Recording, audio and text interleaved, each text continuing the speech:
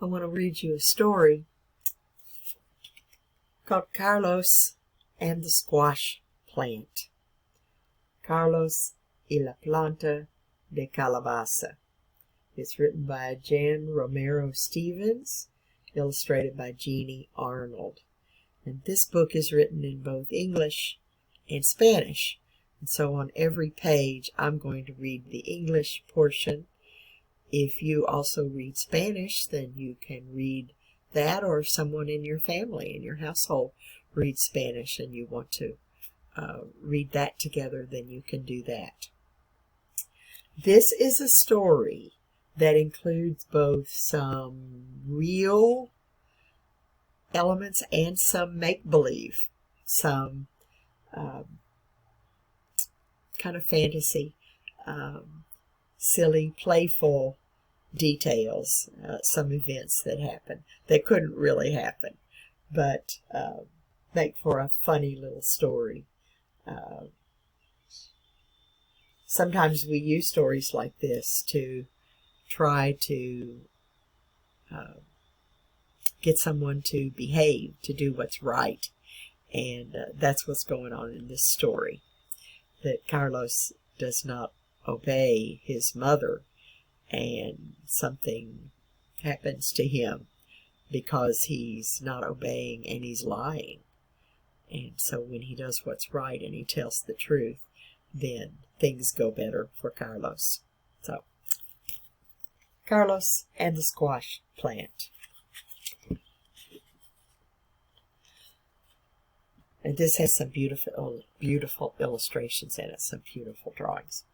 Carlos lived in the fertile Española Valley, nestled in the mountains of northern New Mexico. His mother and father were farmers and tended a large garden plot next to their thick-walled adobe home.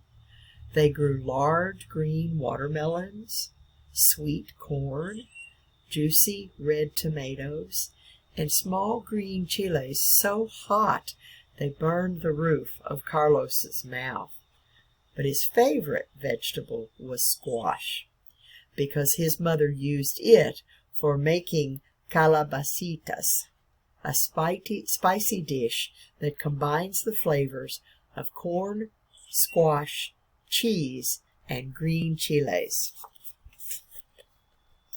And I read this part at the top of the page in English, and this part is the same story in Spanish. Carlos spent most of his days helping in the garden, right alongside his brother and father. Together they planted the seeds, weeded between the long, even rows, and gathered the vegetables when they were ripe. Carlos worked so hard that the rich brown earth ended up everywhere, under his fingernails, between his toes, and inside his ears. But he hated taking baths, and he especially hated washing his ears. His mother would warn him, "Si no te limpias las orejas, te va a brotar una calabacita." If you don't wash your ears, a squash plant will grow in them.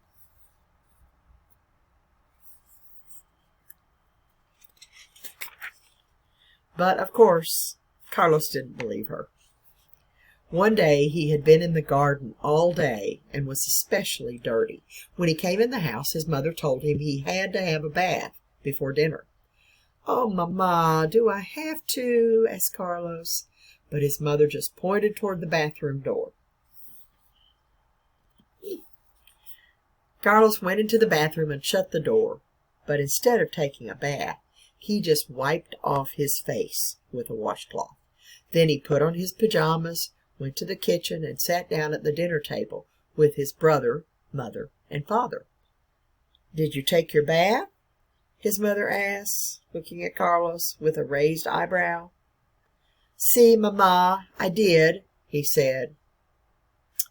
Papa only shook his head. After dinner, Carlos went to bed early.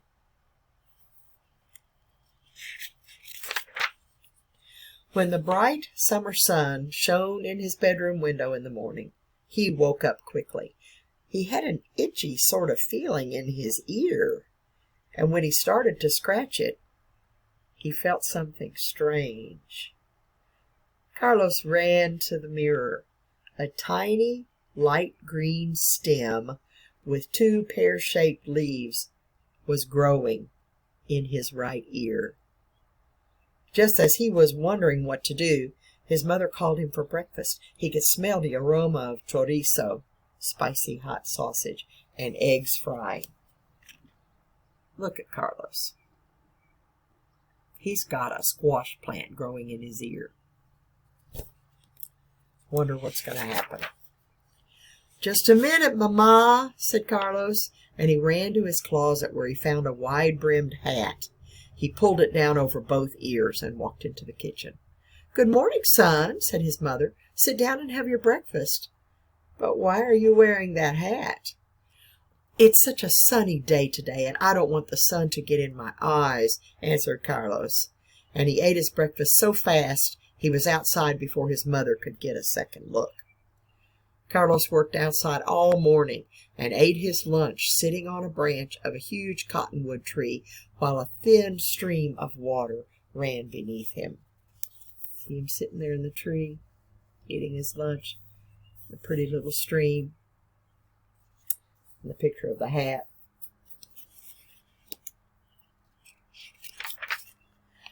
At nightfall, he came inside, and when his mother saw him, she told him to take a bath before dinner. Oh, Mama, do I have to? He asked. But Mama just pointed toward the bathroom door. Carlos went into the bathroom, but, again, instead of taking a bath, he only wiped his face off with a wet washcloth. Then he sat down at the table. Carlos, did you take your bath? Asked his mother as she served dinner. Si, Mama, I did, said Carlos, and he quickly ate his dinner and then went upstairs to bed. He was so tired that he fell asleep immediately.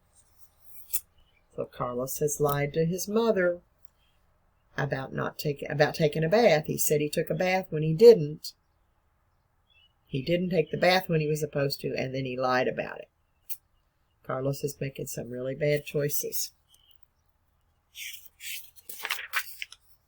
The next morning, when the sun felt warm on his face, his right ear was itching more than ever. He jumped out of bed and looked in the mirror. The green plant that had been merely a tiny shoot the day before had grown to about 4 inches in length. 3 more leaves had joined the first 2. Oh, Carlos. Oh, Carlos. Ay, caramba, thought Carlos. But just then he heard his mother calling him, and he smelled the aroma of fresh, warm cornmeal cakes cooking on the stove. Carlos ran across the hall to his brother's room and found a big hat on the highest closet shelf. He pulled it down over both ears and walked into the kitchen. Good morning, son. Sit down for breakfast, his mother said. But why are you wearing that big hat? Oh, the sun is so hot. I don't want it to get in my eyes, Carlos said. And he ate only a few bites of his breakfast and hurried outside.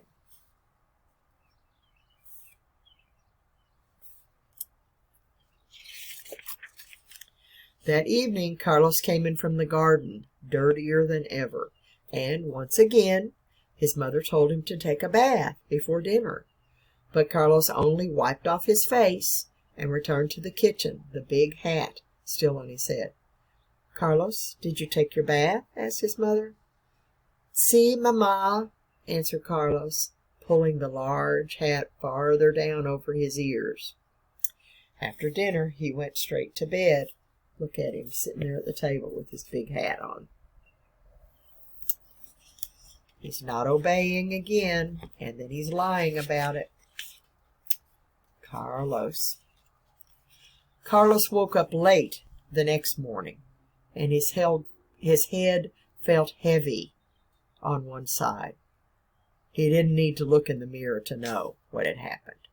A long green vine with yellow blossoms hung down the side of his pillow and trailed onto the floor. Carlos tried pulling it out. He tried breaking it off. He tried stomping on it with his foot, but nothing would rid him of the squash plant, which was now several feet long. Ay, caramba, he thought to himself, and just then he heard his mother calling him for breakfast.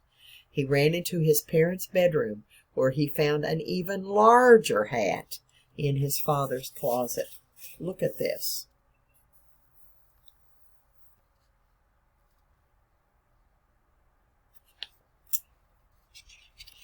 Things aren't going well for Carlos. Coiling the squash vine on top of his head, he pulled the hat down over both ears, then walked into the kitchen. "Good morning, son. Have some warm tortillas and honey," said his mother. "But why are you wearing Papa's hat?" "It's very sunny and bright outside. I want to keep the sun out of my eyes," Carlos said. "But the sun isn't shining today. It is windy and cloudy," said his mother. Carlos didn't answer, but rolled up a tortilla and took it outside with him to eat.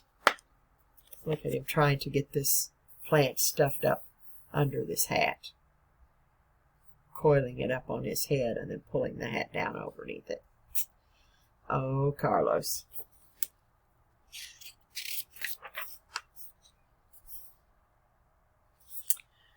Sure enough, the weather was breezy and cool. Tumbleweeds blew down the road, and Carlos had to hold on to his hat with one hand while he weeded the garden with the other. Just as it was getting dark, Carlos let go of the hat for just a moment, and a gust of wind carried it down the road. Look, his hat has blown off, and he's running after it with his big plant on his head.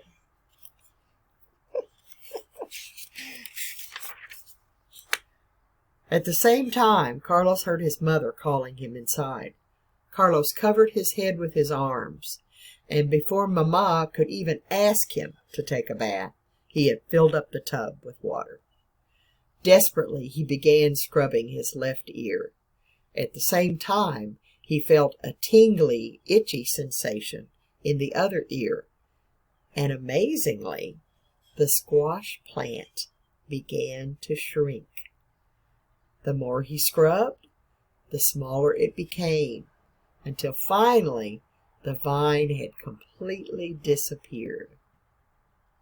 Carlos dried himself off, put on his pajamas, and walked out to the kitchen, where he sat down for dinner. And look, as he's taking a bath, doing what his mother asked him to do, so he doesn't have to lie, he's not disobeying, and then not lying about it, the plant begins to shrink, and it's disappearing. "Mama, I have finished my bath, and I even remembered to wash my ears," said Carlos. "You are a good boy, and for you, I have cooked your favorite dish, calabacitas," his mother said. And as she put the steaming plate down in front of him, she winked at Papa, who pretended not to notice.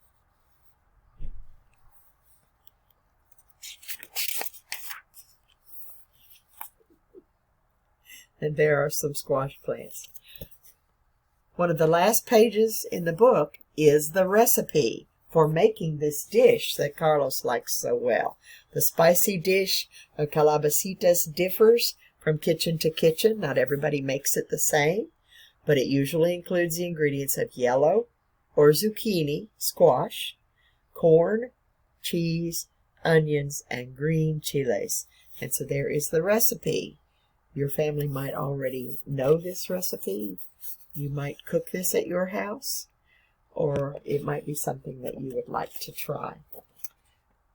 So, a story, a made-up story, make-believe story about a boy who disobeyed and then lied about it and bad things happened to him until he began to obey and to tell the truth and to do what was right.